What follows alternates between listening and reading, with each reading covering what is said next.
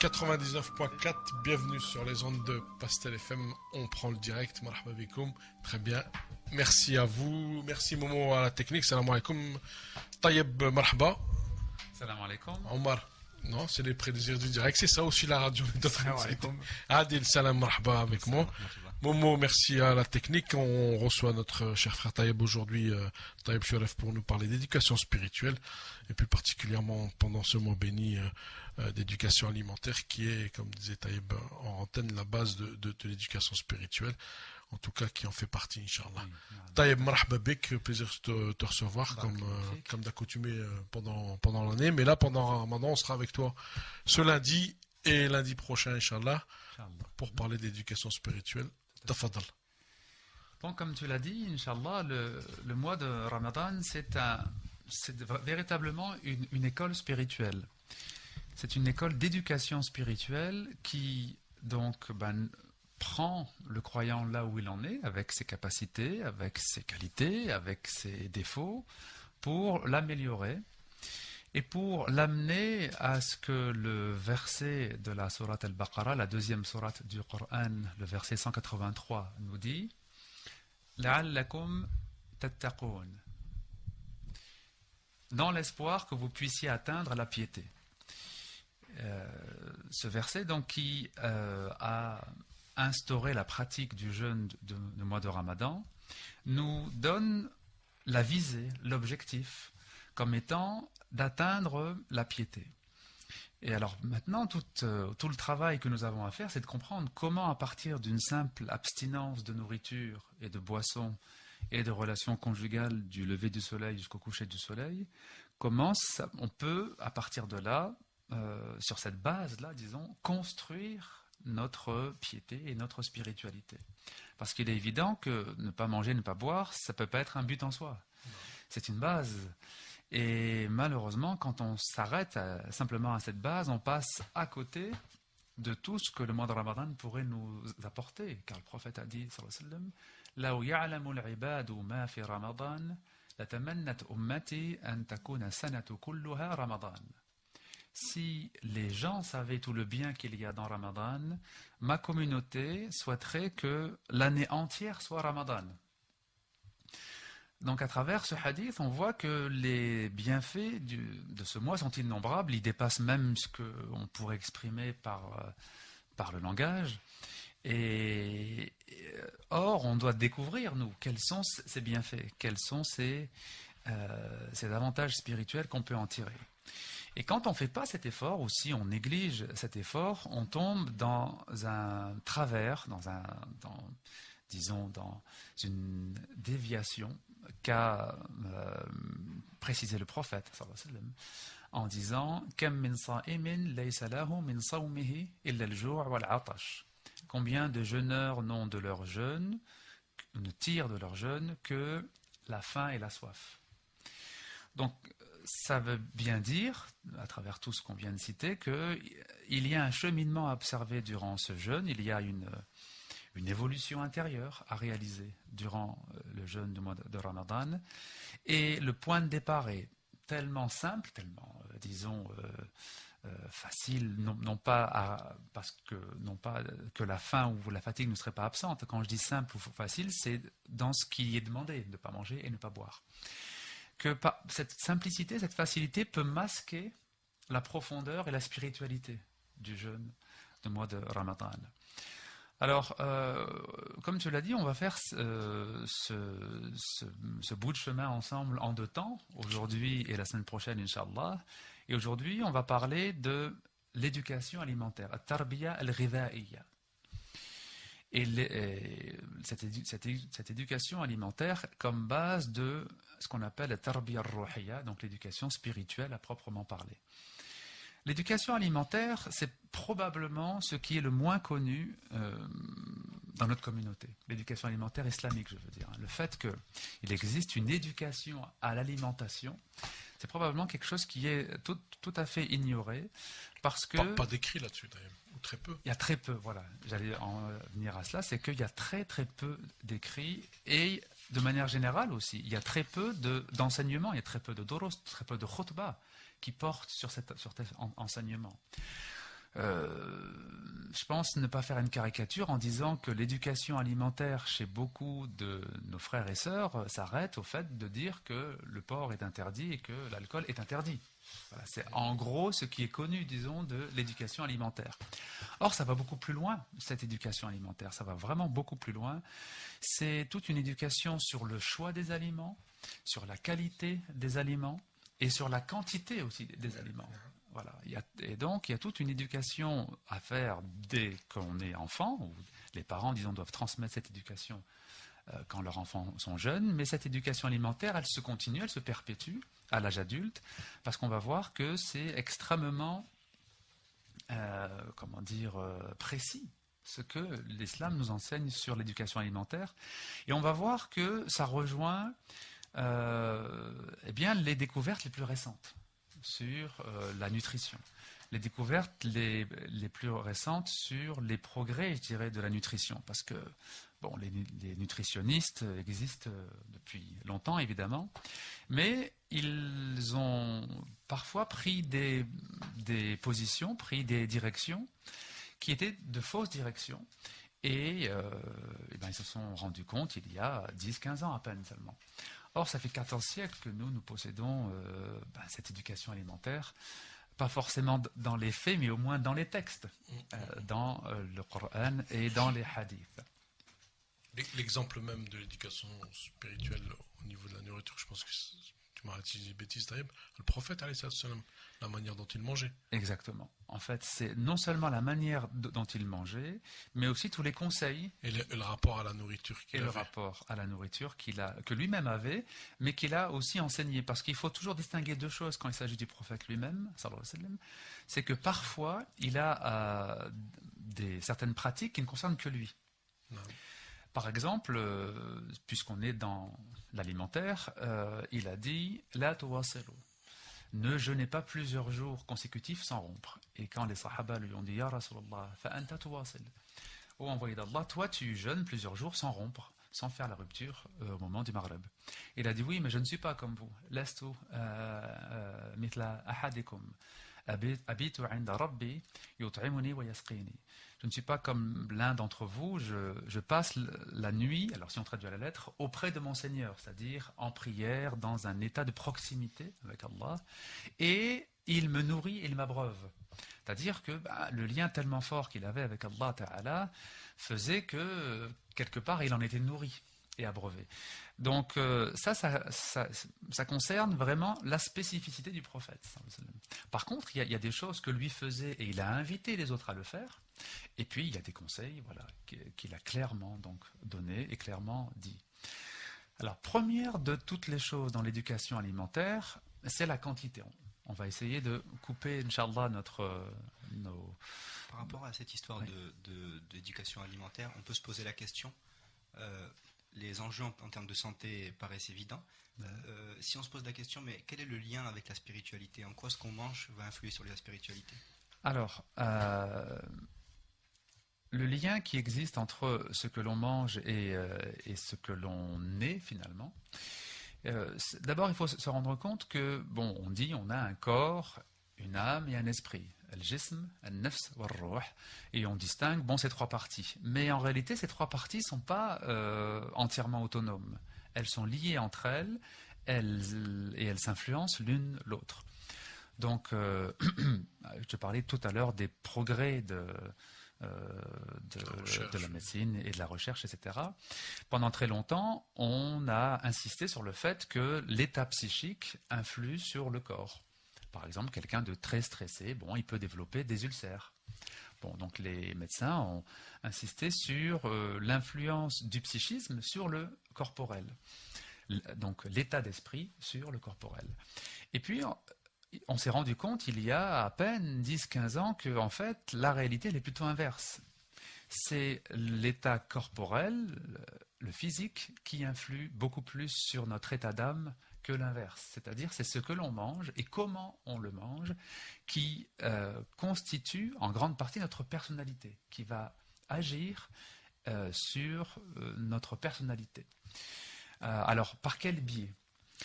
Ils se sont rendus compte qu'on a au niveau des intestins un très grand nombre de neurones. Les neurones, c'est les cellules du cerveau. Habituellement, quand on dit les neurones, on pense au cerveau. Et en fait, non, il y a au niveau des intestins un grand nombre de neurones, à peu près 100 millions de neurones. Et ces neurones ont un effet très direct sur le cerveau lui-même et influent sur le cerveau. Notamment par le biais de ce qu'on appelle les neurotransmetteurs. Les neurotransmetteurs, donc, ce sont des substances qui sont générées par certaines cellules et qui sont nécessaires pour le fonctionnement de notre cerveau. Par exemple, la sérotonine, donc, on dit que c'est l'hormone de la bonne humeur, de la sérénité. La dopamine, qui est donc l'hormone du bien-être, du plaisir, etc. Elles sont très importantes. On sait que dans la maladie de Parkinson, c'est la dopamine qui manque, tout simplement.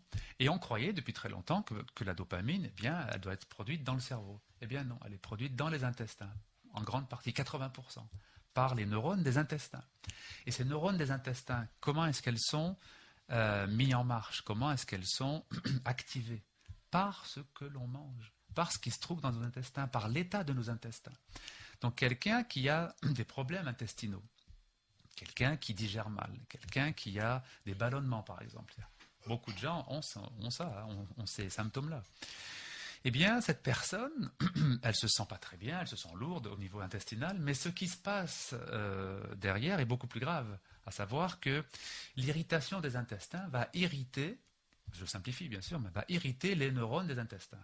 Ces neurones vont mal fonctionner et vont complètement déséquilibrer le fonctionnement du cerveau, donc le fonctionnement du psychisme en général, de la personnalité. La personnalité est en grande partie liée à ce que l'on mange. Il y a une formule, je ne sais plus de qui il est, qui dit « on est ce qu'on mange ». Exactement. C'est exactement ça, c'est le dicton populaire a bien raison. Ah, ça dépend des jours, quoi. Voilà. Alors,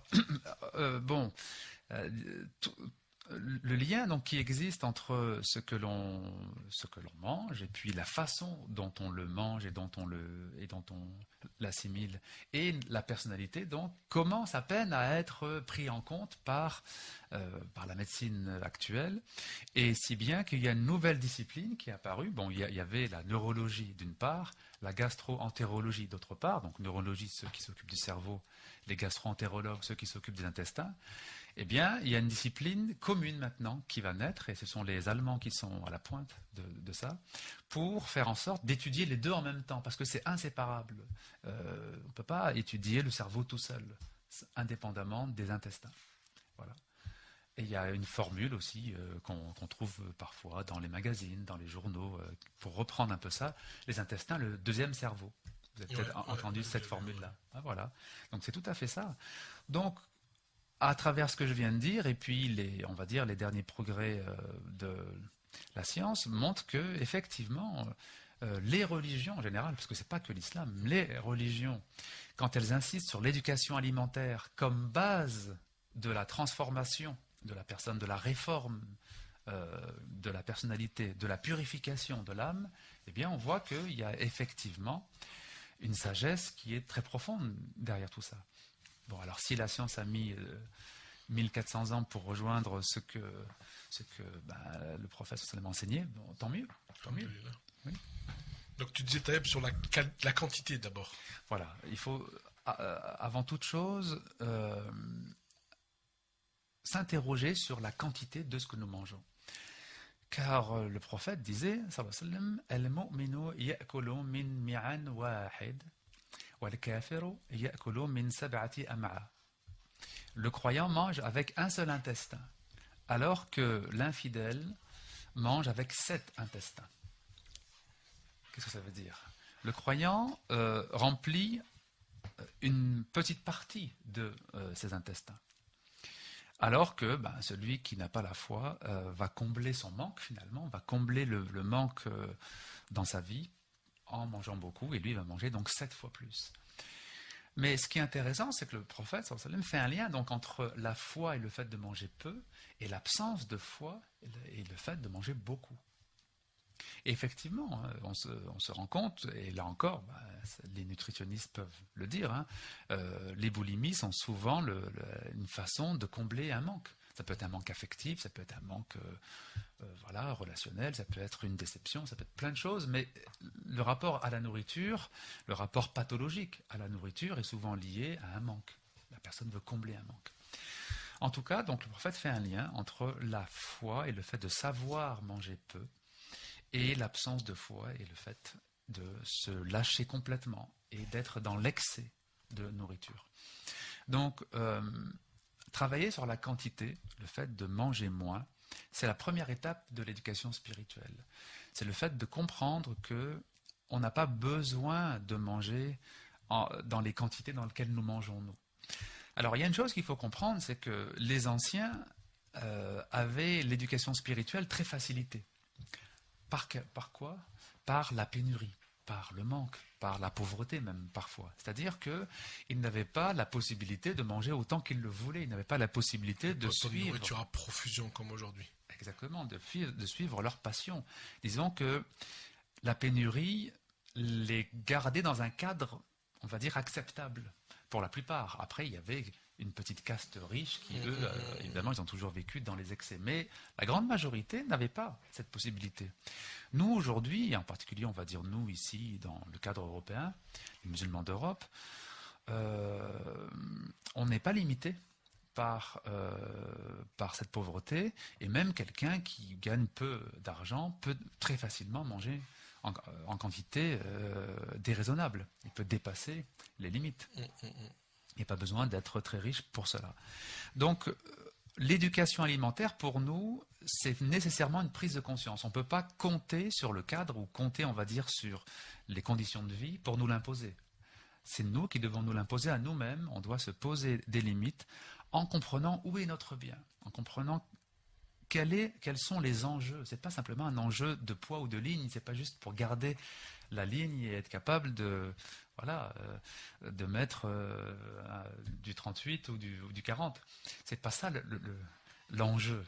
L'enjeu, c'est rien de moins que notre personnalité et ensuite notre foi. Parce que à force de mal manger, on va déséquilibrer notre personnalité. Et qui dit personnalité déséquilibrée dit ensuite difficulté, voire impossibilité de garder sa foi. Voilà. D'où ce que je disais au début, à savoir que l'éducation alimentaire, c'est bien la base. C'est bien une base par laquelle on va commencer pour pouvoir, dans les meilleures conditions possibles, voir sa foi s'épanouir. Voir, disons, toutes les richesses de la foi s'épanouir, Inch'Allah. Donc surtout sur la quantité. Et cette éducation spirituelle, j'ai dit, elle commence dès le bas âge pour les enfants. Faut-il encore que les parents la mettent en pratique ou la pratiquent eux-mêmes? Exactement. En fait, le goût, c'est quelque chose qui s'éduque. Le goût, on dit, moi j'ai tel goût, j'aime telle chose et j'aime telle chose. Et c'est ainsi. Non, c'est pas ainsi. Le goût est le résultat d'une habituation. On a été habitué à quelque chose.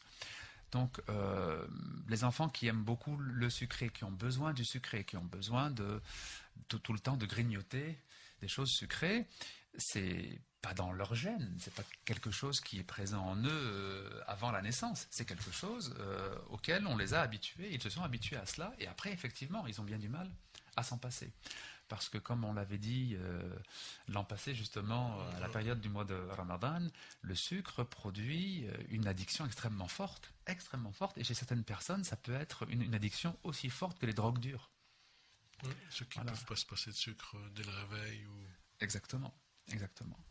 Donc, en termes d'éducation dès le bas âge, oui, il faut habituer l'enfant à manger des aliments peu sucrés et surtout sans sucre ajouté. On n'a pas besoin d'ajouter des sucres dans ce qui existe, parce que le sucre, il y en a en quantité dans les fruits, donc c'est apporté par les fruits. Le reste, on n'a pas besoin d'avoir des aliments avec du sucre ajouté. On a très largement notre part de sucre, et en plus de bons sucres, parce qu'on verra tout à l'heure qu'il y a les bons sucres et les mauvais sucres. Et les bons sucres, eh bien, ce sont ceux qu'Allah Ta'ala a créés directement pour nous, directement consommables et assimilables dans les fruits. Voilà. Donc ça, c'est la première chose, c'est le fait que les parents, dès le jeune âge, doivent habituer l'enfant à ne pas être dépendant du sucre. Et puis, doivent essayer d'élargir la palette des goûts. Alors, c'est sûr que quand l'enfant a 7-8 ans et qu'il n'a jamais goûté tel ou tel légume, c'est un peu tard pour lui faire aimer le goût de ces légumes. C'est très tôt, c'est dès qu'il commence à manger de la nourriture solide, en purée par exemple, dès qu'il est sevré, c'est là où il va découvrir toute la palette des goûts, s'il n'est pas trop habitué au goût sucré. Parce que s'il est trop habitué au goût sucré dès cet âge-là, le goût des légumes ne sera pas attirant pour lui. Et il aura toujours tendance à réclamer des compotes de fruits sucrés. Donc voilà. Donc c'est très jeune qu'il faut commencer. Et puis ensuite, on continue sur cette lancée en adaptant à chaque période les quantités. Il est normal qu'à l'adolescence, l'enfant mange un peu plus. Mais encore une fois, si à l'adolescence on mange certes un peu plus parce que l'enfant se construit et qu'en plus il grandit et qu'il se dépense beaucoup dans ses activités en général, c'est pas une raison non plus pour lui faire oublier toute l'éducation alimentaire, à savoir qu'on mange au repas, on grignote pas entre les repas, et puis lors du repas, on ne remplit pas son ventre jusqu'à avoir la nausée, et on s'arrête au moment de la nausée. Le fait de s'arrêter avant la satiété, c'est quelque chose qu'on doit essayer de garder. Alors, on a toujours tendance à le perdre, hein, ça c'est humain, mais il faut vraiment essayer de le garder parce que le hadith nous dit « Ma mala'a adamiyun wi'a'an sharran min batnihi » Le fils d'Adam ne peut pas remplir de récipient pire que son ventre.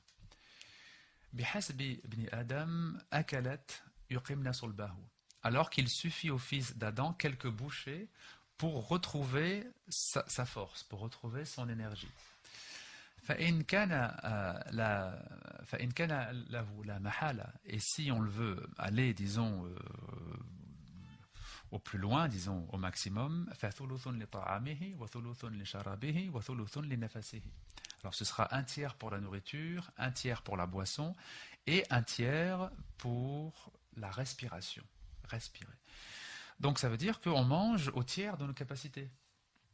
Ça paraît peu aujourd'hui à ceux qui sont habitués à manger beaucoup, mais c'est réellement ça la voie de la santé, et c'est réellement ça la voie de la pleine possession de ses moyens, la pleine possession de ses forces, de son énergie, de ses capacités à étudier, à travailler, à faire l'ensemble des choses que l'on doit faire.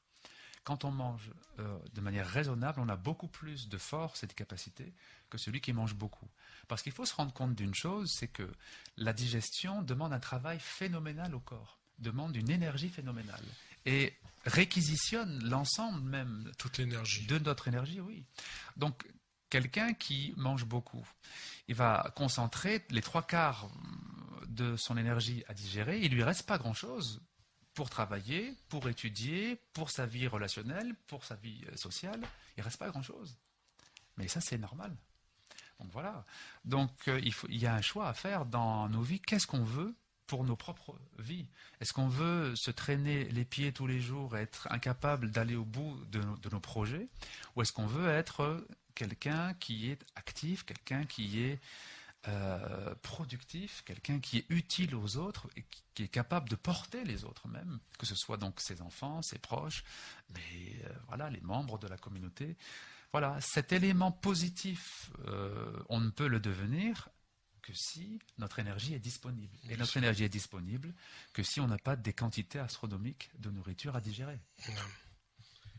Une question, juste l'exemple qui me vient en tête quand tu parles, c'est à l'heure de la rupture du jeûne, on boit un verre d'eau ou un verre de lait, on mange une date, on mange une petite soupe et voilà, globalement, on devrait, mais on peut s'arrêter là parce que des fois, on est à satiété juste avec un peu d'eau, un peu de liquide et un peu de sucré pour remonter les glucides.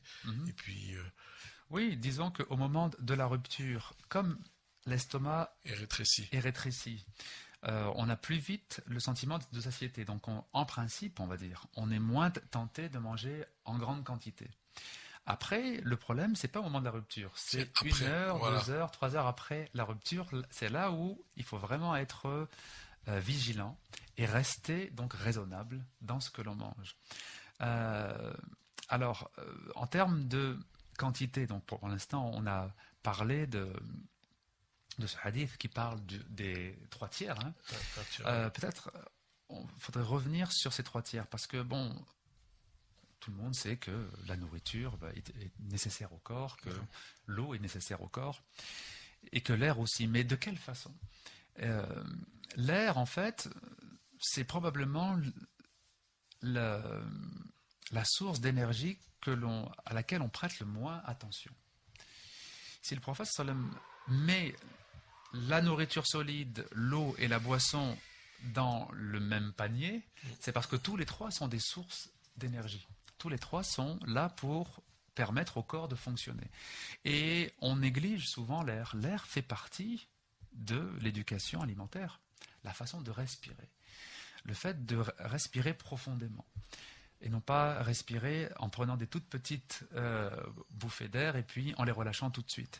Alors c'est quelque chose auquel on n'est pas habitué au début. On ne fait vraiment pas attention à sa façon de respirer. C'est naturel, donc Voilà, c'est quelque chose qui est réflexe, c'est un réflexe.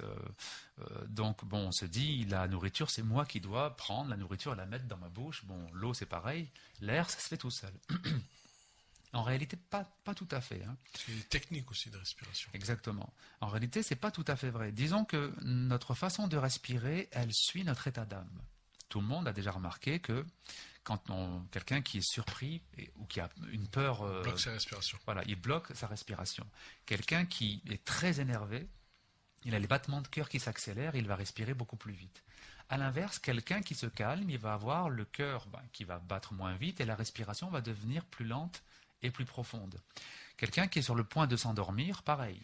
Il va avoir la respiration qui va se calmer et devenir plus profonde. Donc en réalité, la respiration suit notre état d'âme. Par rapport à justement la manière de respirer, certaines traditions spirituelles qui nous viennent d'Asie insistent sur la respiration de manière explicite. Exactement. Notamment comme dans le cadre d'une méditation. Oui. En tant qu'exercice. Est-ce que c'est un élément qui est explicité dans notre religion ou ce serait plutôt la conséquence de ce qu'on fait par ailleurs? Oui, alors voilà. En islam, non. En islam, il n'y a pas on va dire, d'exercice respiratoire à proprement parler. Ce serait long d'expliquer pourquoi. Disons que de manière générale, les exercices de respiration renforcent l'âme. Ça renforce notre détermination. Ça renforce vraiment ce que nous sommes. Le problème, c'est que si nous sommes bien orientés et que notre âme est purifiée, alors c'est une bonne chose. Mais c'est une très mauvaise chose que de faire des exercices de respiration quand on n'est pas suffisamment avancé dans la voie spirituelle. C'est même un danger spirituel. D'où le fait qu'en islam, il n'y a pas cet enseignement, il n'y a pas ces exercices qui sont enseignés. Et tant mieux. Tant mieux parce que ce n'est pas quelque chose de souhaitable pour tout le monde. Par contre, ce qui est souhaitable pour tout le monde, c'est non pas de faire des exercices très complexes et très techniques, qui demandent d'être dans une voie très particulière, mais simplement de respirer profondément, de prendre l'air profondément par le nez et de l'expirer lentement par la bouche. Quand on est fatigué, par exemple, en fin de journée de mois de Ramadan, on fait cela, on respire profondément par le nez, on relâche l'air lentement par la bouche et on voit que la fatigue disparaît. Tout à coup, on est requinqué, on a un regain d'énergie. Voilà.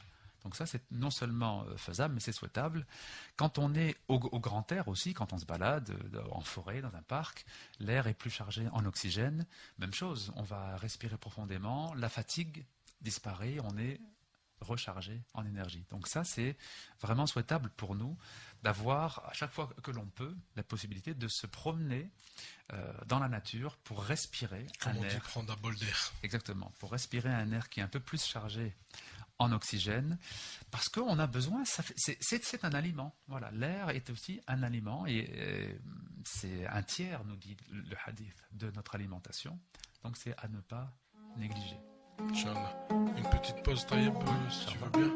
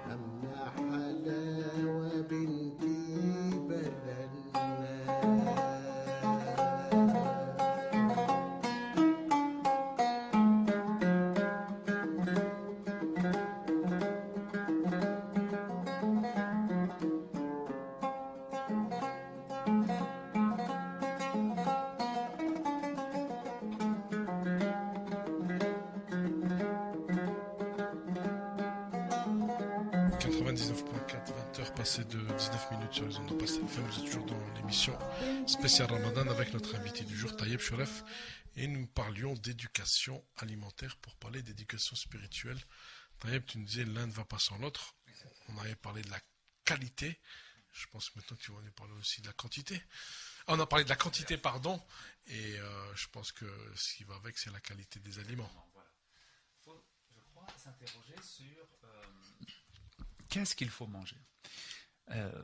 Quels sont les aliments physiologiques qui correspondent le mieux à ce que nous sommes faits pour digérer et pour manger. Quand on se pose cette question, quels sont les aliments les mieux adaptés à nous?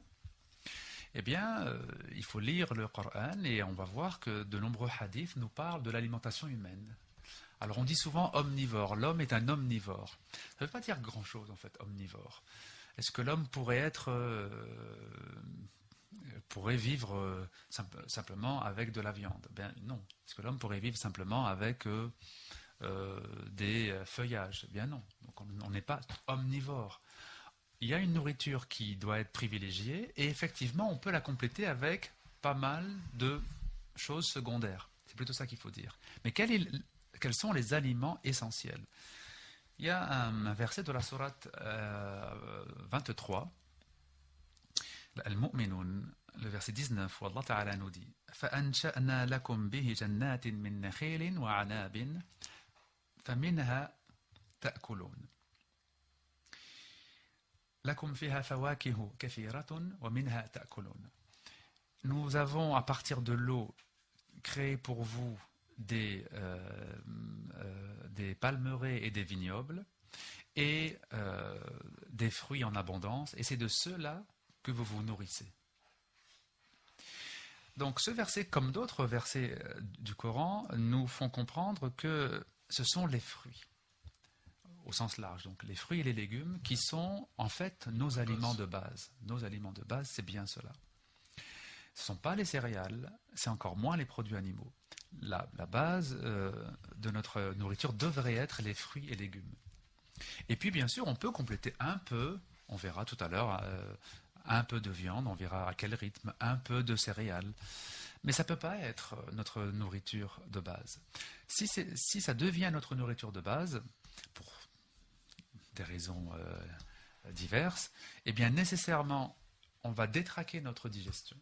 Et nécessairement, on va détraquer notre fonctionnement, même cérébral.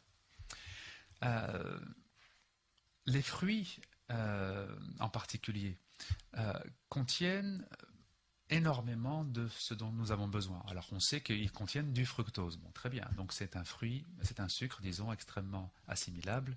Bon, très bien. Ils contiennent des fibres, ça c'est très bien aussi pour le transit. Mais ils contiennent évidemment des vitamines lorsqu'ils sont pris frais. Mais ce qu'on oublie très souvent de dire, c'est qu'ils contiennent aussi des acides aminés. Les acides aminés, c'est la base des protéines.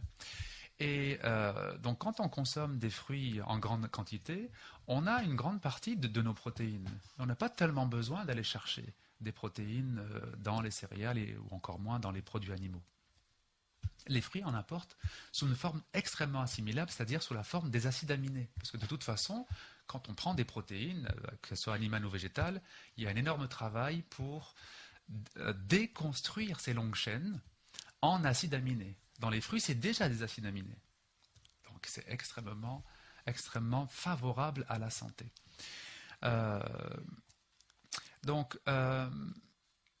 Comment se passe la digestion? Parce que si on veut comprendre pourquoi les fruits et légumes doivent être notre alimentation de base,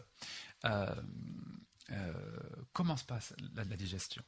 La digestion, elle se passe en gros en 3 temps. Donc, il y a une partie dans l'estomac. L'estomac produit de l'acide chlorhydrique qui va déjà commencer à décomposer les aliments. Les aliments se passent ensuite dans l'intestin grêle qui va en principe assimiler les nutriments. Et puis, il y a une 3e partie dans le côlon qui va terminer cette décomposition.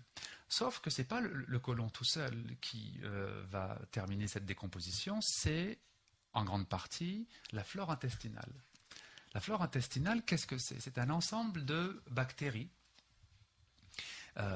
d'une très grande variété et en quantité énorme.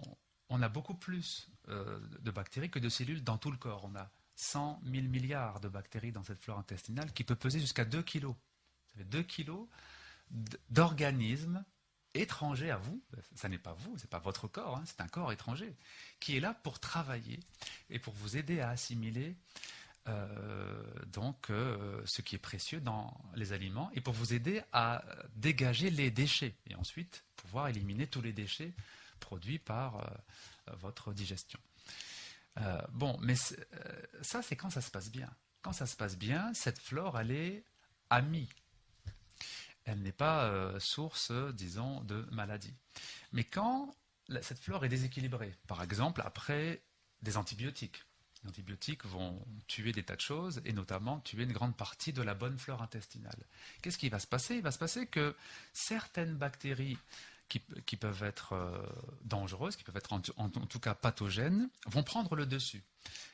Elles sont contenues elles sont, on va dire, limitées par la bonne flore en temps normal, mais quand cette bonne flore est détruite par des antibiotiques par exemple, eh bien la mauvaise flore, certaines levures par exemple, vont prendre toute la place et vont transformer complètement la digestion. La digestion qui en principe est un processus bénéfique à la vie va devenir un processus néfaste à la vie. Elle va nous détruire à petit feu de l'intérieur. Une flore intestinale déséquilibrée, c'est un poison quotidien qui nous détruit tous les jours à petit feu. Et c'est notre cas à pratiquement nous tous. Nous avons pratiquement tous une flore intestinale déséquilibrée. Et c'est terrible parce que lorsque ces levures, notamment une levure particulièrement dangereuse qu'on appelle le Candida albicans, lorsque ces levures prennent toute la place, elles vont produire des toxines. À chaque fois que vous mangez, elles vont se nourrir de cette nourriture et en profiter pour produire des toxines. Et notamment de l'éthanol. Alors ça vous dit sûrement quelque chose. C'est un gaz, ça. L'éthanol, c'est de l'alcool. Ah oui. C'est de l'alcool. Elles produisent de l'alcool et de l'alcool passe dans votre sang tous les jours. Il y a des gens qui se font contrôler à des contrôles routiers, alcotest, positifs, et n'ont jamais bu une goutte d'alcool. Alors, ils se plaignent et font valoir leur bonne foi, mais Il n'y a rien à faire, l'alcotest est positif, vous avez consommé de l'alcool. Et en fait, non, dans certains cas, ça n'est pas ça. C'est simplement la flore intestinale déséquilibrée qui produit tous les jours de l'alcool. Vous avez même des personnes qui ont une cirrhose du foie, c'est-à-dire le foie complètement rongé par l'alcool, sans jamais boire d'alcool. Simplement parce que cette flore est déséquilibrée. Donc tous les jours, il y a un peu d'alcool qui va passer dans le sang. Alors pas suffisamment pour que la personne soit ivre, hein, mais suffisamment pour que la personnalité change, parce que même un peu d'alcool désinhibe. Pourquoi est-ce que tant de personnes, malheureusement, ont recours à l'alcool? Très souvent, c'est pour être un peu débloqués, désinhibés, c'est-à-dire qu'ils sont timides, par exemple, dans leur état normal, et ils se disent, bon, ben, aujourd'hui, j'ai besoin d'être un peu, sûr de moi, et ils vont boire de l'alcool, et là, les limites tombent. Autrement dit, les effets de l'alcool, c'est un moindre contrôle de soi-même. La personne qui boit se contrôle évidemment moins, et puis si elle boit beaucoup, elle se contrôle plus du tout. Elle va faire évidemment et dire n'importe quoi. Donc quand on a malheureusement ce déséquilibre de la flore intestinale, eh bien on a beaucoup plus de mal à se contrôler. Pourquoi? Parce qu'il y a un peu d'alcool qui circule dans le sang, donc on n'a pas la pleine possession de ses moyens. Vous voyez, c'est des choses qui ne sont pas très connues, on va dire, dans le grand public, mais qui sont tout à fait documentées et qui sont avérées, hein, et qui ne concernent pas 2-3% de la population, qui concernent, alors il n'y a pas de chiffre exact, mais probablement 80%. Probablement. À savoir que dès qu'il y a antibiothérapie, il y a agression de la flore intestinale.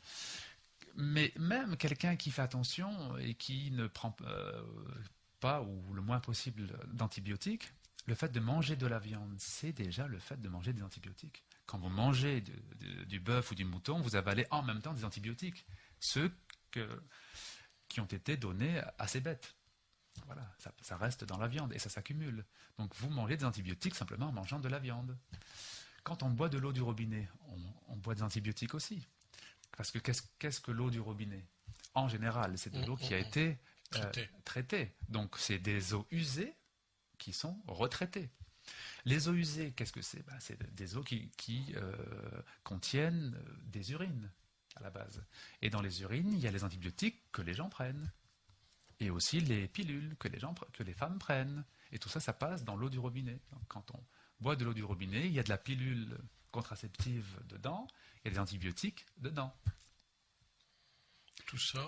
Parce que ça, on ne sait pas le retirer. On peut faire en sorte que dans l'eau de robinet, il n'y ait pas de bactéries, par exemple. Donc ça, c'est filtré. On peut filtrer les métaux lourds. Mais ce n'est pas filtré au niveau des antibiotiques ni des pilules. C'est quasiment impossible. Voilà.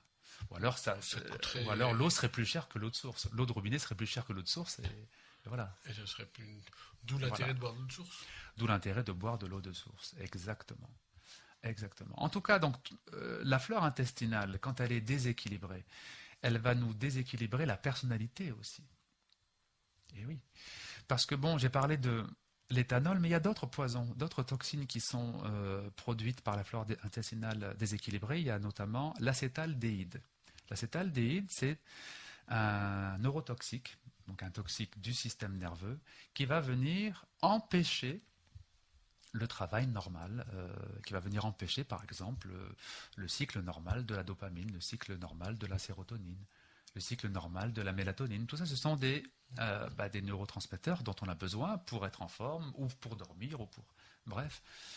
Et ça, tout ça, c'est complètement enrayé par la flore intestinale déséquilibrée. Alors, il y a quelques années, vous vous souvenez, tout le monde a vu des publicités pour des yaourts au bifidus, des yaourts... Bon. Donc ça facilite le transit. Voilà. Pourquoi? Parce que c'était censé rétablir la flore intestinale. Qu'est-ce que c'est que le bifidus? Le bifidus, c'est une bactérie qui est en principe profitable à la flore intestinale, qui rééquilibre, disons, la flore intestinale. Sauf que ce sont des organismes vivants. Ce sont des germes, donc vivants. Et pour que ce soit utile, il faut qu'ils arrivent vivants dans nos intestins. Quand on mange un yaourt, bien sûr que dans le yaourt, il y a des bonnes bactéries. Mais quand on les mange qui passent dans l'estomac va détruire toutes les bactéries par son acide chlorhydrique. Donc il y a très peu, voire aucune bactérie vivante qui arrive jusqu'à nos intestins. Donc on peut manger des tonnes et des tonnes de yaourt au bifidus et Ça ça changera ne changera pas grand-chose. Et heureusement maintenant ils ont eu interdiction de faire des messages pour vanter les mérites, on va dire, en termes de santé de leur yaourt. Ah oui, sinon Oui. c'était une publicité mensongère. Parce que ces publicités mensongères, on ne peut pas rétablir la flore intestinale avec des yaourts. Voilà. Mais c'était pas une mauvaise idée de dire que votre flore intestinale, vous devez en prendre soin. Ça, c'est vrai. Ça, par contre, c'est vrai. Alors, il existe d'autres façons d'en prendre soin, et c'est les fruits. Les fruits Et légumes. et légumes, en quantité suffisante, vont... Cuit ou cru. Alors, cru, c'est mieux. Alors, pour les fruits, c'est facile de manger les fruits crus. Il suffit simplement qu'ils soient bien mûrs. S'ils ne sont pas mûrs, ça ne marche pas. Mais les fruits bien mûrs. Et puis, les légumes, certains peuvent être mangés crus. Bon, c'est les fameuses crudités, justement. Alors, c'est le Salade, concombre, c'est les tomate, laitues, c'est la concombre. tomate, voilà, etc. Les radis, etc. Mais bon, cuit, il garde quand même une certaine valeur. En soupe, ça garde une certaine valeur aussi. Alors, donc, tout cela nous permet de comprendre que ce sont les fruits et légumes qui devraient être la base de notre alimentation. Ensuite, les céréales et les viandes devraient être quelque chose de relativement rare. Complémentaire. Voilà, on en mange de temps en temps, mais ça ne peut pas être évidemment tous les jours. Alors, encore une fois, anciennement, ça marchait comme ça de manière naturelle. Parce que la viande, par exemple, et les céréales étaient relativement rares. Bon, la viande, c'est sûr qu'elle était rare, mais les céréales aussi.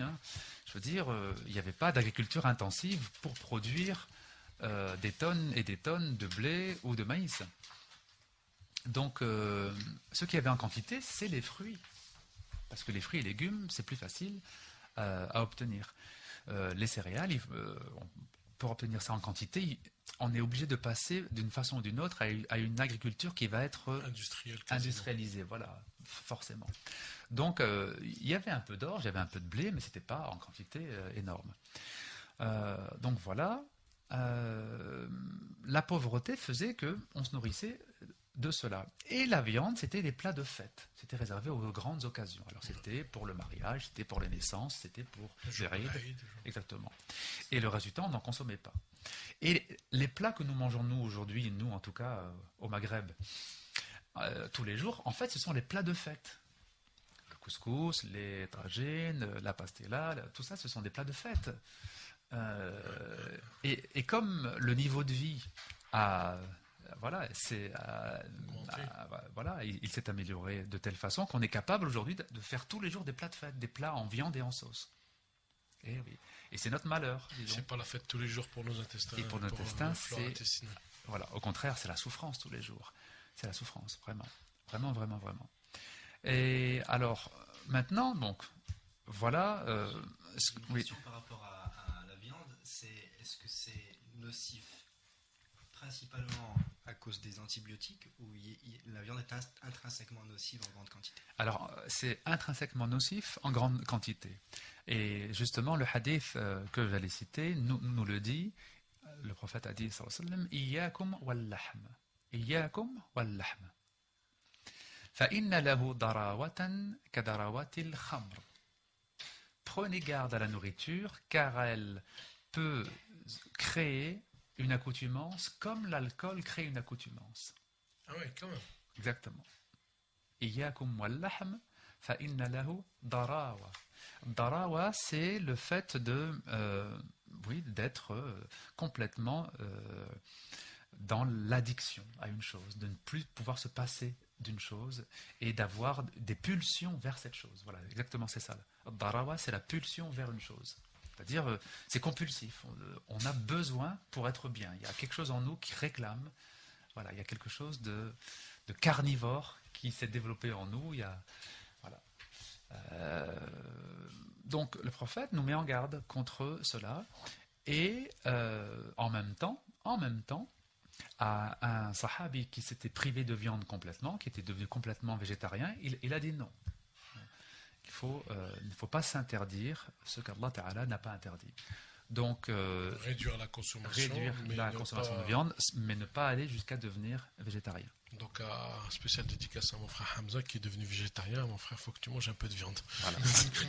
Exactement. Voilà.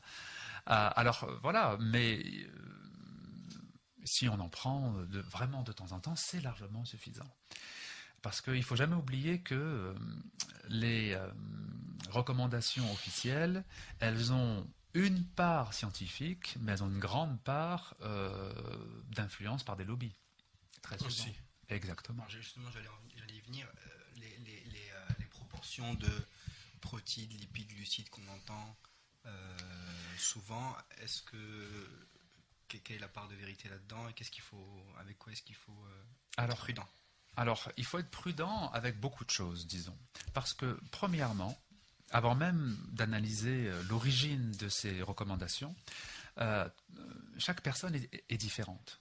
De par son âge déjà, de par sa corpulence, de par son passé, de par son état de santé. Quelqu'un qui a les intestins fragiles ne peut pas avoir la même alimentation que quelqu'un qui a vraiment une bonne digestion.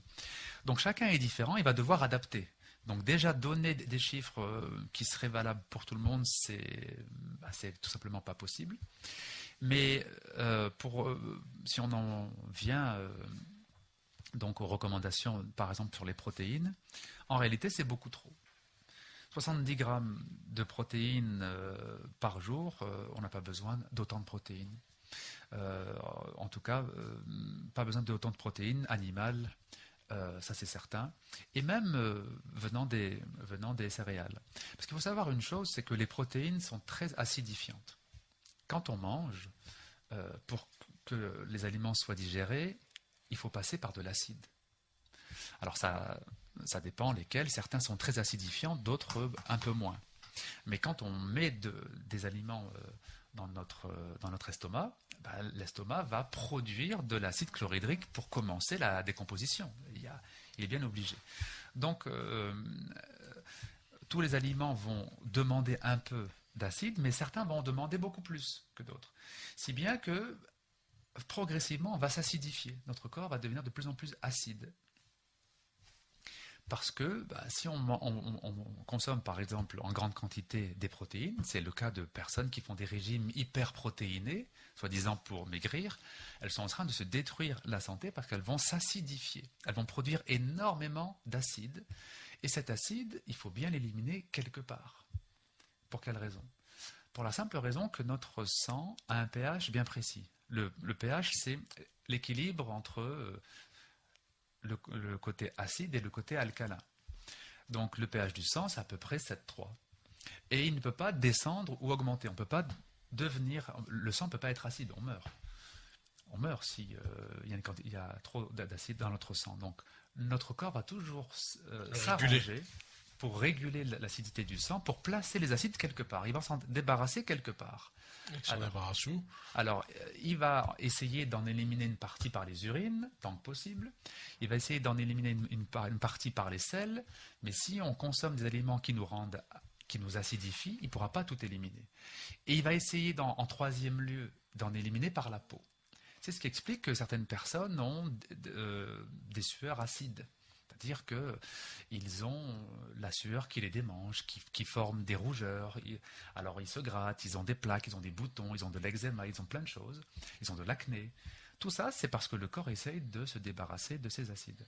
De temps en temps, quand le corps externalise un peu par un bouton, par un furoncle, par je ne sais quoi, c'est l'acide qui est en trop dans le corps. Exactement. Alors, ça, c'est une façon, mais il y a d'autres façons pour le corps de réguler. Il y a par exemple le fait d'aller chercher les minéraux.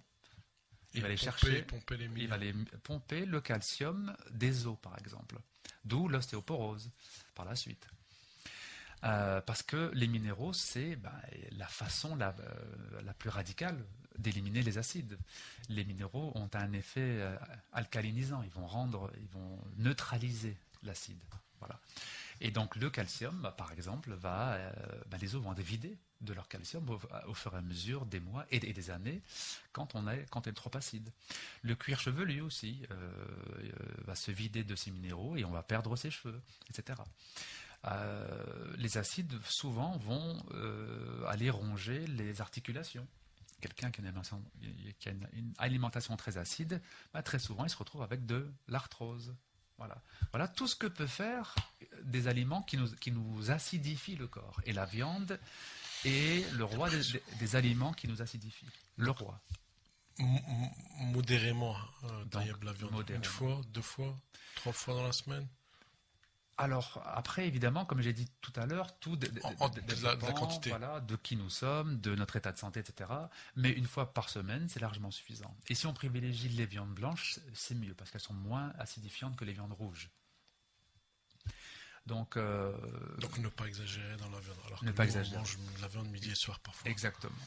Alors, il y a des gens qui se disent, ah bah oui, moi, effectivement, je me rends compte que la viande, c'est pas très bon.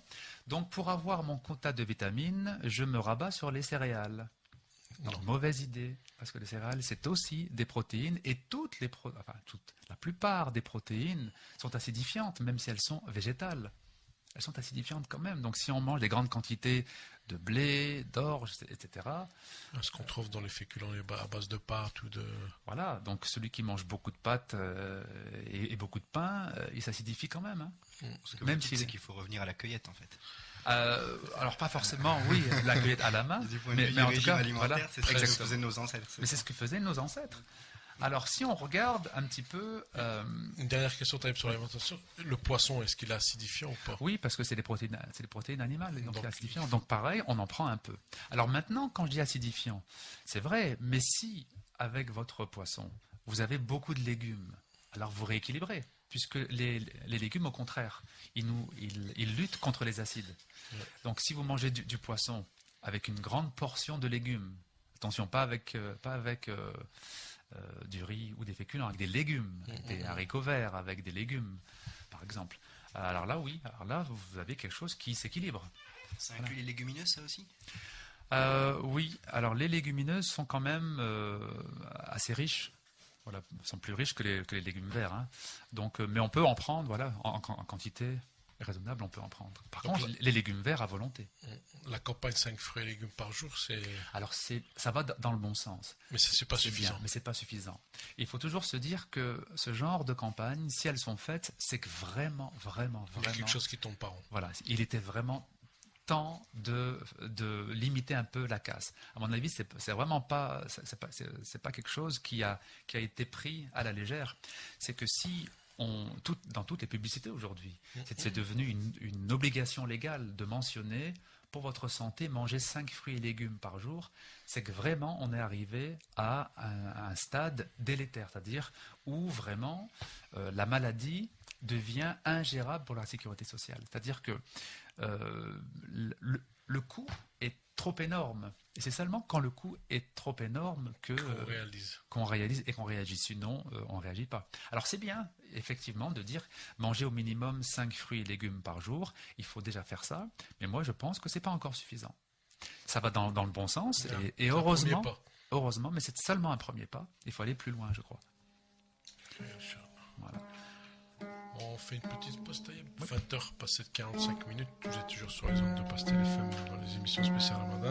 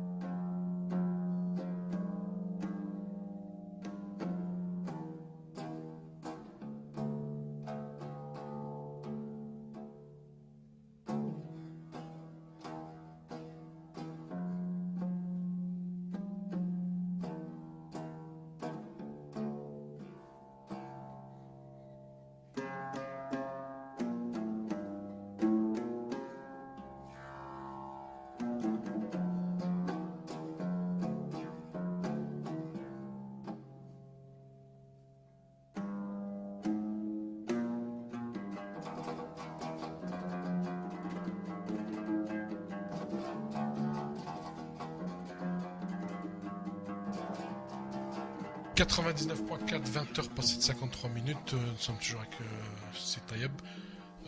Nous parlions d'éducation alimentaire et surtout de changer nos habitudes. Et puis, on va vous poser une question, auditeurs, auditrices, si vous avez été bien, j'allais dire, attentif à l'émission. 03 20 73 59 00. Je vais laisser le soin, enfin, Omar, de poser la question et de nous dire qu'est-ce qu'on pourra gagner aujourd'hui. Oui, alhamdulillah. Donc, ça sera donc une question pour gagner un livre de notre invité. Et donc, ça sera offert en partenariat entre leslumièresdorient.com et Pastel FM. Et donc, la question est la suivante. Dans le hadith du prophète cité pendant l'émission, quel aliment est considéré par le prophète comme aussi addictif que l'alcool? Ça, c'est pour la question. Le livre, c'est... Alors, le livre, ça sera Lire et comprendre le Coran. Donc, c'est le dernier livre de Tayeb Chouelef aux éditions Tasnim. Que vous pouvez retrouver sur le site leslumièresdorient.com. Et on citera à la fin de l'émission quelques conseils de lecture aussi qu'on trouvera sur le site. On a déjà un auditeur?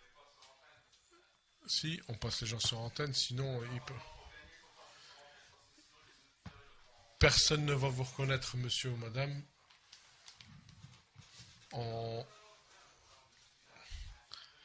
Il n'y a pas de caméra cachée, il n'y a rien du tout, donc n'ayez pas peur.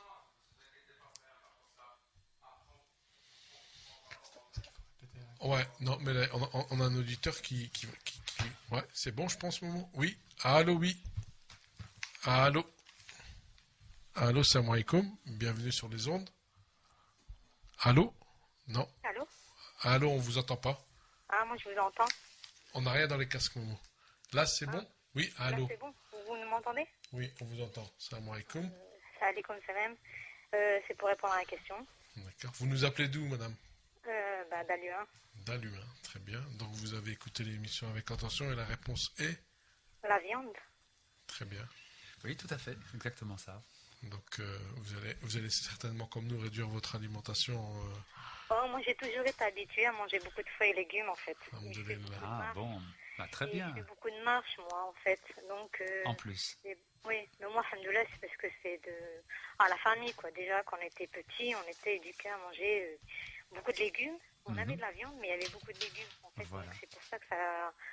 Et après, on a toujours été habitué avec les fruits et les légumes, en fait. Ah, bon, très bien, c'est excellent. Comme ça, ouais. Je suis quelqu'un qui mange beaucoup. Moi, j'ai beaucoup lu les hadiths, je me suis beaucoup attachée à ça. Donc, je sais que le prophète Mohammed aussi, il marchait beaucoup. Oui. Et c'est comme ça qu'on apprend beaucoup de choses aussi, en marchant, en parlant avec les gens. Mais... Bon. Donc, ouais, moi, j'ai beaucoup appris avec Pastel FM. Ah, bon, voilà. Alhamdoulilah, on aura servi quelque chose un petit peu quand même. C'est une émission qui est très très enrichissante. Alhamdoulilah. Donc vous allez nous laisser vos coordonnées en antenne. Vous allez pouvoir recevoir le livre de Tayeb Chouelef sur lire et comprendre le Coran, c'est ça? Ouais, on l'a présenté, ce fameux bouquin que nous avions présenté. Vous pouvez toujours écouter l'émission de la présentation du livre, elle est sur le site de Pastel. Donc lire et comprendre le Coran, texte arabe traduit et présenté par Tayeb Chouelef, aux éditions Tasnim. C'est un très beau livre dans tous les sens du terme. Donc laissez vos coordonnées. Si vous avez un email, idéalement on fera ça par le net, sinon vous laissez votre adresse et on transmettra, Inch'Allah. D'accord, Inch'Allah. Amin, Jmaï. Et à bientôt, Inch'Allah. Inch'Allah, salam alaikum. Voilà, Taïb, on va continuer. Il nous reste une bonne demi-heure avant qu'on puisse continuer, puis revenir aussi sur les nouveautés au niveau des éditions Tasnim et je rappelle leslumièresdorient.com si vous voulez lire pendant ce mois béni et vous plonger dans quelques lectures. On vous conseille vivement de vous rendre sur ce site et on aura le plaisir de revenir, je pense, la semaine prochaine et la semaine d'après avec notre cher frère Daoud. Sur leslumièresdorient.com qui est un partenaire de l'émission La Prophétie. Tayeb, Tfadal, on va continuer sur notre lancée. Exactement. On va continuer maintenant avec quelques hadiths, donc quelques paroles qui vont nous montrer quel était le régime habituel du prophète, quelle était sa nourriture quotidienne. Et bien sûr, pour connaître sa façon de manger au quotidien et son régime alimentaire au quotidien, le témoignage de Aïcha est très important.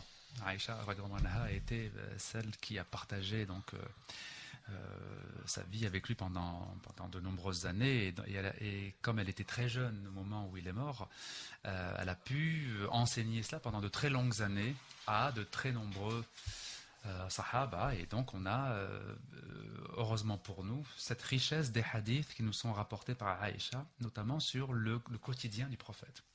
عن عائشة رضي الله عنها قالت ما شبع آل محمد صلى الله عليه وسلم من خبز شعير يومين متتابعين حتى قبض. Donc d'après Aïcha, elle a dit le prophète et sa famille n'ont jamais mangé à satiété de pain d'orge pendant 2 jours consécutifs.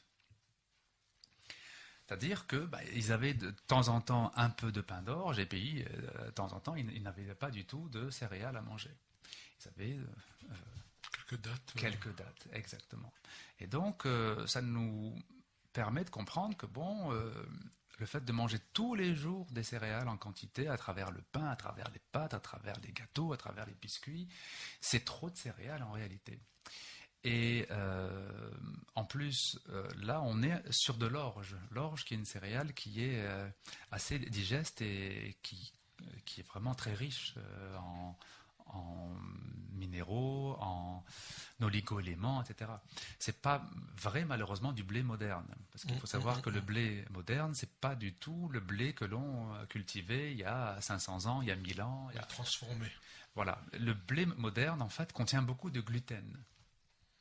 Et c'est un choix qui a été fait. Pourquoi ? Parce que le gluten, c'est une sorte de, comme dit son nom, c'est une glu, une colle, c'est une protéine en fait qui donne l'aspect collant à la pâte et qui permet que la pâte lève beaucoup. Et une fois que le pain est cuit, ça lui donne un aspect un peu moelleux, élastique, etc. Donc les boulangers, surtout les industriels, ont tout fait pour avoir du blé avec toujours de plus en plus de gluten. Et ils ont sélectionné les variétés pour avoir donc cette quantité énorme de gluten dans le blé pour produire plus vite. C'est-à-dire que la pâte a besoin de moins de temps pour lever. Plus il y a de gluten, et plus ça va vite. Sauf que cette protéine, elle est très difficile à digérer et beaucoup de gens ne la digèrent pas, sont intolérants, disons. D'où toutes les allergies au gluten de plus en plus nombreuses. De plus en plus nombreuses, exactement. On voit de plus en plus de personnes. Et les rayons dans les supermarchés qui se développent sans gluten. Exactement, tout à fait. Donc c'était de l'orge donc à l'époque. Donc quelque chose de beaucoup plus digeste et en petite quantité. On voit que c'était pas tout à fait courant. Alors donc un autre hadith qui... Par rapport à la quantité de céréales, un des réflexes qu'on a au petit déjeuner en général et surtout maintenant au sahur, c'est qu'on se dit oh là là, il faut absolument que je fasse le plein de sucre lent si je veux tenir la journée. Oui. C'est une idée qui est fausse ou... Alors, disons que le sucre que l'on va, disons, utiliser au mieux durant toute la journée du jeûne, c'est pas tellement les sucres lents. C'est pas tellement les féculents ou les céréales. Parce qu'en fait, le sucre, on le stocke sous forme de glycogène dans le foie et dans les muscles. Bon. Et les fruits, c'est un sucre rapide. Il passe très vite dans le sang. Mais il va être stocké dans le foie et dans les muscles sous forme de glycogène. Donc, on aura ça à réserve qu'on va pouvoir utiliser tout au long de la journée. L'idée de dire que les sucres lents, comme les céréales, contenus dans le riz par exemple, ou dans d'autres, ou dans les pâtes ou autres, l'idée de dire que ça se digère très lentement, et du coup on va pouvoir avoir pendant un peu plus longtemps du sucre disponible, non, c'est pas une bonne idée en fait. C'est pas une idée qui est très sensée. Ce qui est simplement vrai, c'est que les sucres lents se digèrent pendant plusieurs heures. Donc en temps normal, disons, quelqu'un qui va prendre des sucres lents au petit déjeuner, disons, il aura peut-être moins la sensation de faim vers 10h, 11h, parce qu'il n'aura pas encore tout à fait fini sa digestion. D'où les sportifs qui les prennent quelques heures avant. Voilà, c'est ça. Mais de plus en plus maintenant, il y a des sportifs qui, au lieu de marcher au sucre lent, marchent aux fruits. Et ça leur rend va vraiment tout à fait service. Donc, ça fait partie des choses qu'on a racontées pendant très longtemps et que maintenant, les nutritionnistes qui sont, on va dire, au courant des derniers développements de la science remettent en cause. Il faut toujours se dire que la science, c'est pas un savoir qui est définitif. Il se remet en cause très régulièrement. Et ce qu'on croyait absolument vrai pendant 100 ans, ou même plus parfois, peut se révéler faux. Je veux dire, pour prendre un exemple qui est devenu maintenant célèbre, moi, quand j'étais encore à l'école primaire, on m'a appris que les neurones ne pouvaient pas se régénérer. Une fois qu'un neurone est détruit, c'est fini, il est perdu pour la vie. Faux. C'est faux. Aujourd'hui, on sait bien qu'on peut, régénérer ses neurones à n'importe quel âge. C'est-à-dire que quelqu'un, même à 60 ans, à 70 ans, s'il fait un effort intellectuel, s'il apprend des choses par cœur, s'il lit, eh bien, il va pouvoir, comme ça, reconstituer une partie de son stock de neurones. Voilà. Et bon, ça fait pas longtemps, enfin, pas longtemps, ça fait à peine une trentaine d'années. Donc, à l'école primaire, voilà, c'était un dogme qu'on apprenait à tous les enfants. Vos neurones, une fois qu'elles sont détruites, eh bien, c'est fini. Bon, donc la science, il faut la prendre pour ce qu'elle est, c'est-à-dire un ensemble d'informations à prendre avec critique, disons, avec un esprit critique. On garde son esprit critique et puis voilà. Ce qui est utile et bénéfique, on l'utilise. Ce qui l'est moins, on garde une distance parce qu'il y a une part d'idéologie aussi dans la science moderne. Voilà. Un second hadith, il nous est rapporté par Urwa, le cousin de Aïcha. Il a interrogé Aïcha justement sur le régime alimentaire du prophète. Et elle lui a dit Wallahi, yabna ukhti, in kunna lanandar ila al-hilal, thumma al-hilal, thalatha ahilla fi shahrayn, وما أوقد في أبيات رسول الله صلى الله عليه وسلم نار قلت يا خالة فما كان يعشيكم قالت التمر والماء.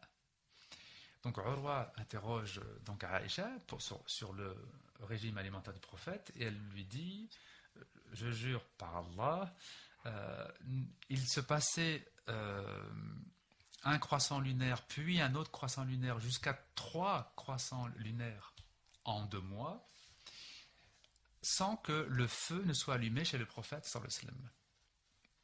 Sans que le feu soit allumé, c'est-à-dire sans qu'on cuisine des aliments, c'est-à-dire on ne mangeait rien de cuisiné. Et il lui dit Ya khalatu fama kana yu'ashikum.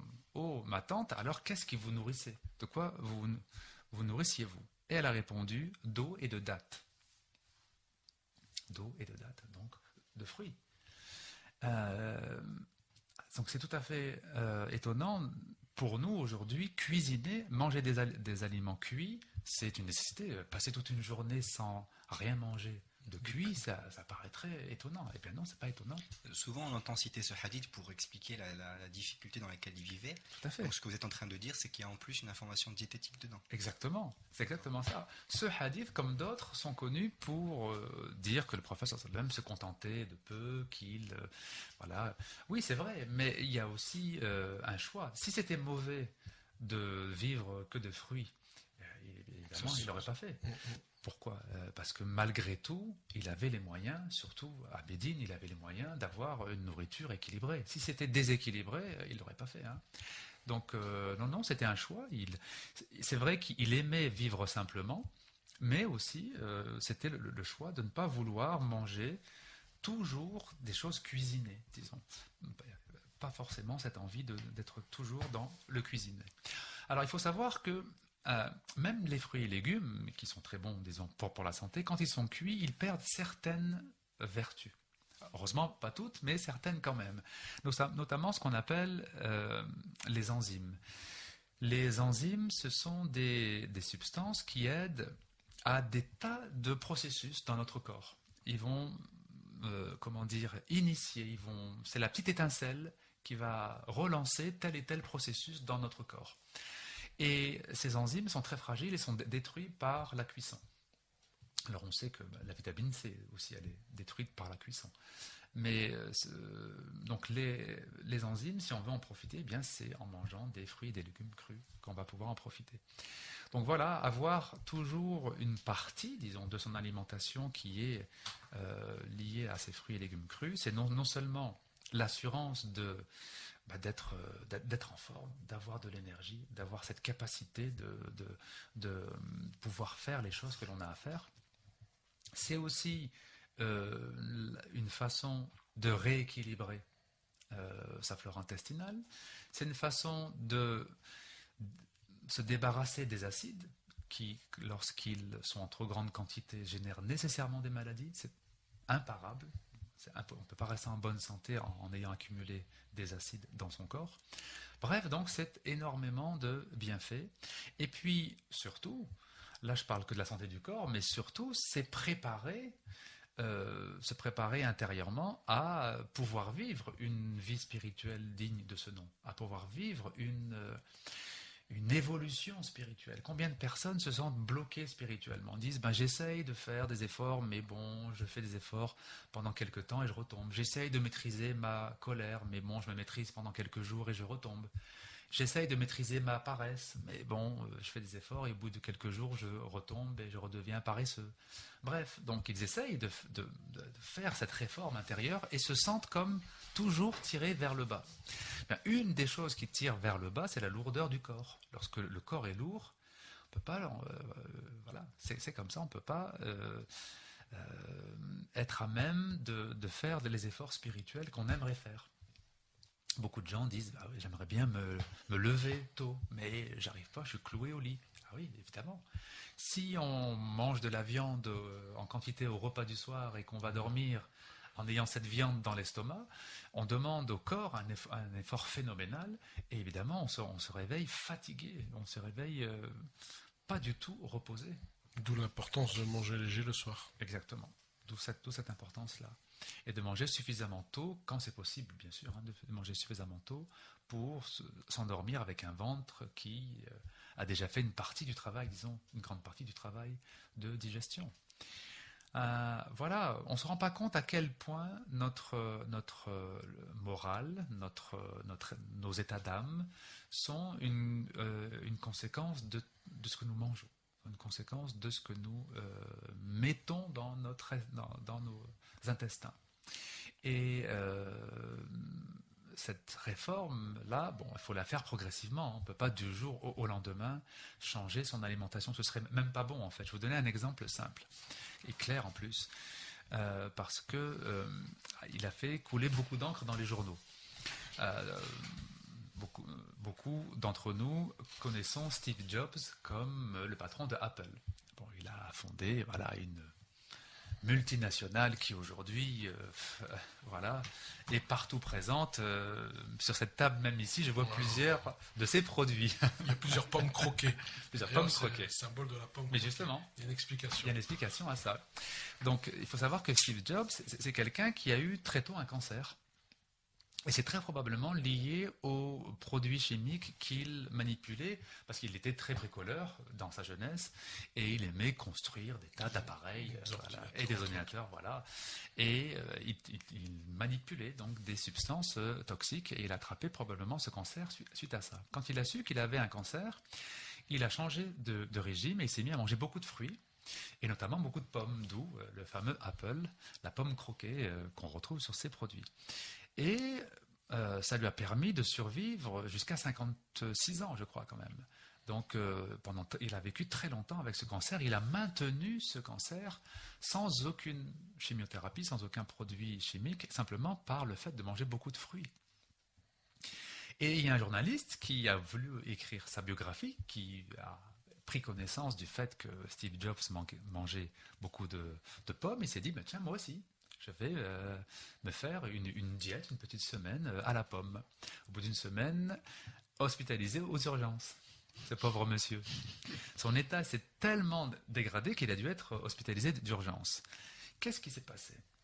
Alors lui, il a Transformation radicale. Exactement. Lui, il a accusé les pommes en disant, vous voyez, c'est un régime catastrophique, on est tout de suite malade. Et les médecins lui ont dit, vous êtes en carence, ce qui n'a aucun sens. On ne peut pas être en carence en une semaine en mangeant des pommes. Même avec un jeûne à l'eau d'une semaine, on n'est pas en carence. Avec simplement de l'eau. Alors avec des fruits, encore moins. Ça n'a aucun sens.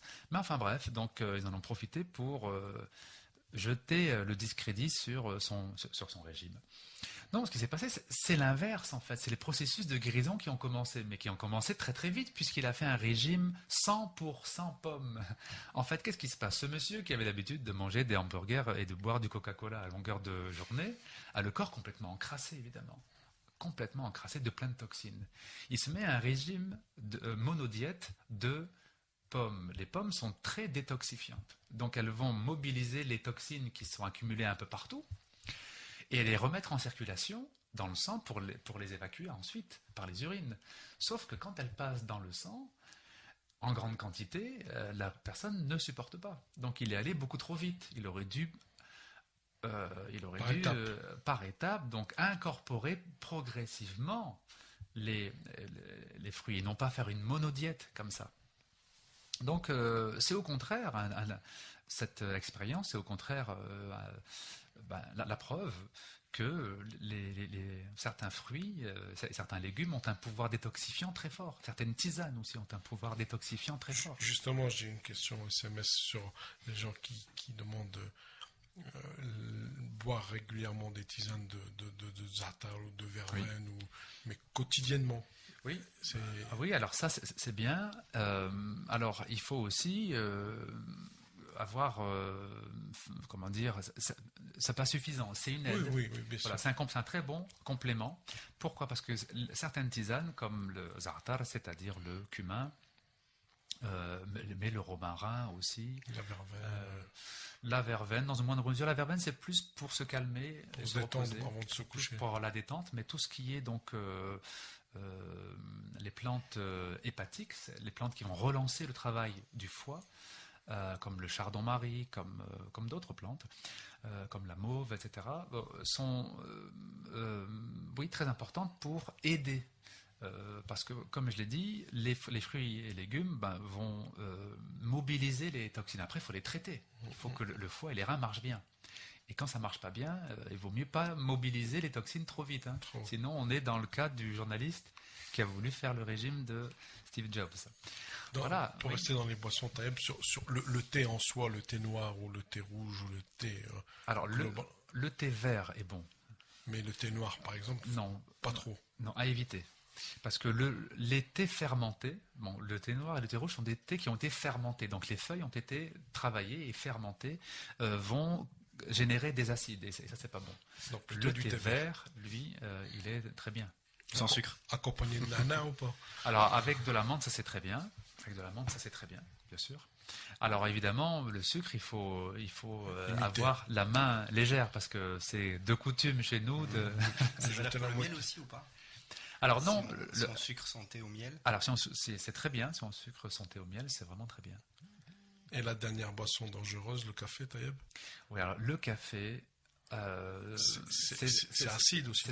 C'est acidifiant. Alors il faut bien comprendre, quand on dit acide, c'est pas le goût acide, c'est pas comme un citron qui a un goût acide. C'est l'effet acidifiant sur le corps. Bon, la viande, elle n'a pas un goût acide, mais elle est très acidifiante. Alors le café, il est extrêmement acidifiant. Il va acidifier votre corps et il va faire fuir les minéraux, c'est-à-dire qu'il va faire éliminer par les urines vos réserves de calcium, etc. Donc c'est tout le contraire de ce qu'on veut. C'est tout le contraire de ce qu'on veut. Mais qu'est-ce qui se passe? Les gens sont alourdis par les acides. Ils se sentent lourds, ils ne sont pas bien réveillés le matin. Ils se disent, j'ai besoin d'un coup de fouet. Ils vont prendre un café. Et bing. Et effectivement, ils ont un coup de fouet, sur le coup. Mais au bout d'une heure, la fatigue revient. Et qu'est-ce qu'ils font? Et recafé. Et donc, ils entretiennent un cercle vicieux, parce que le café les alourdit parce qu'il les rend plus acides. Étant alourdis, ils veulent encore du café. Bref, c'est un cercle vicieux terrible. Donc, autant boire un bon jus d'orange, quoi. La bonne solution, quand on se réveille fatigué, quand on a besoin d'un vrai coup de fouet... Un verre d'eau. Non. Alors ça peut être le cas, un verre d'eau ou 2 verres d'eau même avant de prendre son petit déjeuner. Mais au petit déjeuner, le jus de grenade, rumman, le jus de grenade, qui est cité dans le Coran à de nombreuses reprises comme étant un des fruits rois du paradis. Et qui est bon aussi pour la flore intestinale. C'est bon pour des tas de choses, mais alors surtout pour le réveil. En fait, le jus de grenade est astringent. C'est-à-dire que quand on le met en bouche, ça pique un peu. C'est un peu amer, un peu acide, disons. C'est astringent, ça veut dire que ça pique un peu les muqueuses. En fait, ça remet en circulation tous les fluides du corps, tous les liquides du corps. Et notamment tous ces liquides qui sont complètement bloqués au niveau de la tête. Et donc, quand on va prendre son jus de rumman le matin, on va sentir réellement que tout est remis en circulation et on a la forme et on est réveillé, pas pour une demi-heure ou pour une heure, pour toute la matinée. Sans compter tout ce que les nutritionnistes disent sur la grenade, c'est-à-dire que c'est antioxydant, que ça préserve donc des maladies cardiovasculaires, les bienfaits du jus de grenade sont sans limite. Mais nous, pour l'instant, on parle de... Le jus de grenade, pas le sirop de grenade. Non, le jus de grenade. Et surtout, et encore mieux, celui que vous faites à la maison. Quand vous pressez la grenade avec un presse-agrumes, les presses-agrumes à levier, vous voyez, comme on peut voir à l'ancienne, voilà. Vous les pressez, vous buvez ça le matin, vous oubliez le café en 48 heures. Je vous assure, hein, il y a des gens qui sont accros au café, prenez le jus de grenade, vous l'oubliez. Tu as une autre question que je reçois par SMS, puis après je pense qu'on va passer à peut-être deuxième partie d'émission sur les ouvrages. Oui. Sur les aliments qui peuvent faire du bien à la flore intestinale. On en a parlé un petit peu tout à l'heure, mais principalement les aliments qui peuvent calmer les inflammations intestinales. Oui, tout à fait. Alors, les aliments très, très bénéfiques, disons, pour les inflammations des intestins, c'est le curcuma. Le curcuma, c'est une épice qu'on peut ajouter donc dans sa nourriture. Al-kurkum, bel arabiya, était déjà connu des médecins arabes. Si vous lisez At-Tib al-Nabawi de l'imam Suyuti ou de Qayyim al-Jawziyya ou d'autres, en médecine musulmane, on conseille beaucoup al-kurkum, le curcuma. Les études récentes ont montré que le curcuma a des vertus anti-inflammatoires vraiment merveilleuses. C'est-à-dire que les anti-inflammatoires que l'on prend, comme l'ibuprofène ou d'autres, quand on a des infections ou des douleurs, ils ont des effets secondaires terribles. Le curcuma, il n'a aucun effet secondaire, il n'a que des effets bénéfiques. Et il va donc calmer toutes les inflammations du corps, mais en même temps, il va protéger le cerveau contre le développement de la maladie d'Alzheimer. Il est anti-cancer aussi, il a des effets anti-cancer très intéressants. Donc il ne faut vraiment pas hésiter à mettre dans sa nourriture du curcuma, voir si on a des problèmes inflammatoires aux articulations ou des problèmes inflammatoires au niveau intestinal, à le prendre en complément alimentaire, à prendre des gélules de curcumine. Voilà. Là, ce sera de la curcumine, c'est-à-dire c'est le principe actif et c'est concentré. On peut demander à son médecin de nous... Où on trouve ça dans une Alors herboristerie. on trouve ça chez les herboristes, on trouve ça en parapharmacie, on trouve ça même en pharmacie maintenant. Vous avez des mélanges de plantes avec de la curcumine, qui est le principe actif de la curcuma, et qui est vraiment un remède miraculeux. Voilà. Alors on peut faire des tisanes de curcuma aussi. Voilà.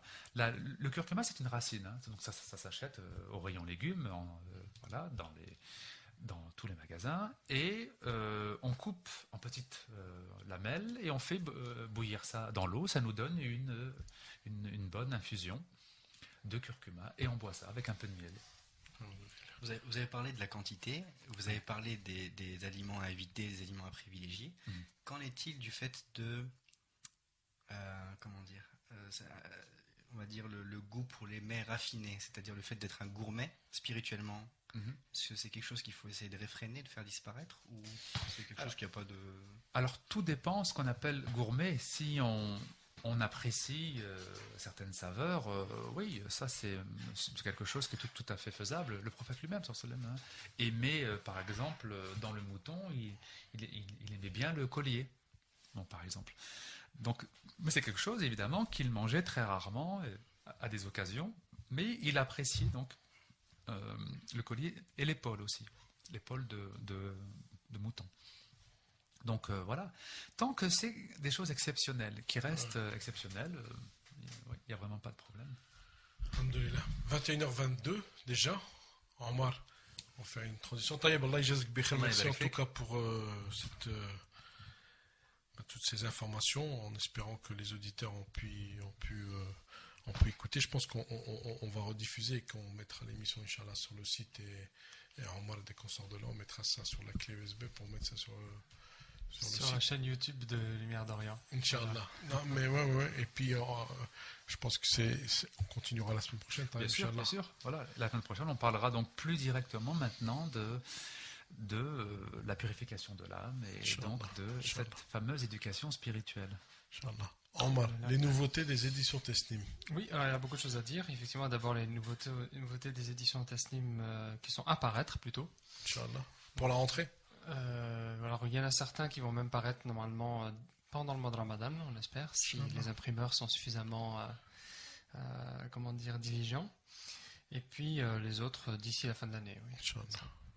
Dans la rentrée. Donc le prochain ouvrage, ça sera la 11e heure, qui est un livre qui traite de la sagesse de la fin des temps.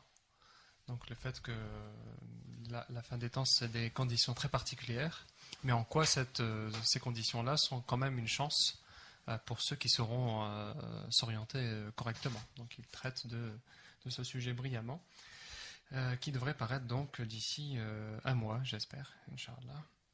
Et puis deux autres livres qui devraient paraître d'ici la fin de l'année, dont un livre de Sayyid Hussein Nasr, qui est une figure importante de l'islam aux États-Unis, qui est probablement même la personnalité la plus connue aux États-Unis sur les questions de l'islam. Il est même reconnu même par les autorités américaines, même parfois quand ils ont besoin de conseils sur la communauté musulmane, c'est souvent lui qu'ils invitent. Donc lui, il a écrit un ouvrage qui présente l'islam dans ses aspects essentiels, qui s'appelle Le cœur de l'islam. Et il aborde absolument tous les aspects de l'islam, les aspects évidemment légaux, les aspects spirituels, les aspects aussi sociaux, les aspects historiques. Et il donne un panorama global de la religion islamique, donc qui à la fois permet à des non-musulmans de découvrir l'islam d'une très belle façon, mais aussi aux musulmans d'approfondir leur compréhension. C'est une traduction de l'arabe à l'anglais ou de l'anglais au français? L'anglais au français, d'accord. Donc il est écrit en anglais. Voilà, exactement. Okay, donc, la plupart du temps, on traduit des ouvrages de l'arabe, mais cette fois-ci, c'est de l'anglais. Et il y aura un autre livre sur le Cheikh Ahmed Tijani, mais qui n'est pas tout à fait sur la personnalité elle-même. C'est un livre qui s'appelle la voie vers le prophète. Donc, c'était écrit par un Américain également, un universitaire qui s'appelle Zachariah Valentin Wright. Et c'était sa thèse qu'il a écrite sur le fait que le Cheikh Tijani, qui est enterré à Fès au Maroc, tout son enseignement consiste à tourner ses fidèles vers le prophète. Et que donc lui devrait paraître normalement en fin d'année. Voilà donc pour les nouveautés des éditions Tasnim. On peut aussi citer peut-être le prochain livre de Taïeb, Citation coranique expliquée, qui va paraître aux éditions Erol. Malheureusement, il ne sera pas chez nous cette fois-ci. C'est une commande. Donc c'est une commande des éditions Erol. Voilà. Donc il y a de la concurrence là. Bah, oui. Il y en a beaucoup. Donc ça va paraître. Ce livre va paraître aux éditions Erol a priori à la fin de l'été. Il a été annoncé pour cet été, mais on n'a pas la date exacte. Et donc le livre consiste en... Alors 150 versets du Coran que moi j'ai rassemblés en 10 chapitres, 10 grands thèmes du Coran. Et donc commenter chacun sur une page, donc c'est synthétique, hein, mais en même temps ça offre, on va dire, voilà, une ouverture sur tous ces grands thèmes du Coran pour ceux qui veulent approfondir leur compréhension, mais même aussi pour ceux qui voudraient découvrir le Coran. Donc je l'ai écrit aussi pour qu'il soit lisible par des non-musulmans. Donc autant les musulmans pourraient approfondir leurs connaissances, mais autant un non-musulman pourrait découvrir pour la première fois le Coran, parce qu'on sait que c'est pas facile. Le Coran n'est pas une lecture facile pour un non-musulman. Se retrouver dedans, y compris pour un musulman voilà. Des fois. Et parfois, voilà, c'est ça. Mais on sait qu'il y a beaucoup d'incompréhension, voire même de contresens quand quelqu'un se lance tout seul dans la lecture du Coran sans avoir certaines bases. Donc voilà. Il a été conçu, j'espère, Inch'Allah, dans cette perspective et qu'il soit utile Inch'Allah, dans le domaine. On espère avoir le prime time, Taïeb, comme Inch'Allah, d'habitude. Inch'Allah, comme d'habitude. Tout frais, tout chaud en prime time sur les ondes de passage. Je pense que ce sera pour la rentrée, Inch'Allah. Ce sera pour la rentrée. Inch'Allah. Tous les seconds vendredis du mois, Taïeb, ça marche toujours. Ah, je ne sais pas si ce sera tous les seconds. Ah, ce sera les seconds, mais pas tous. Voilà. Mais on essaiera d'être fidèle au poste et voilà, d'avoir une certaine régularité en tout cas. Allah yajazik bikh, Inch'Allah. Alors, les autres ouvrages de Taïeb Chouref, certains sont chez les éditions Tasnim. Donc, le dernier, c'est Lire et comprendre le Coran, qu'on a fait gagner à une de nos auditrices ce soir. Donc, il y a un chapitre de Yahya al-Maddin de Razali qui traite de comment lire et comment comprendre le Coran, comme le titre l'indique. Et c'est aux éditions Tasnim et on le trouve également sur leslumièresdorient.com. Alors, avant de terminer, peut-être on peut donner quelques conseils de lecture aussi sur le thème qui nous a occupé ce soir. Alors, un premier ouvrage que vous trouverez dans la rubrique Santé et bien-être de leslumièresdorient.com, Sauver votre corps, prévenir les maladies grâce à une meilleure alimentation. Donc, c'est de Catherine Kouzmine, aux éditions J'ai lu, qui coûte seulement 8,20 €. C'est un livre qui a été vendu par millions dans le monde. C'est impressionnant. Et cette dame a vécu, elle est née en 1904, elle est morte en 92, elle a vécu 88 ans. Elle est née en Russie, ils ont émigré ensuite en Suisse. Elle a été médecin généraliste au début. Et puis rapidement, elle a eu 2 jeunes patients qui ont été atteints d'un cancer.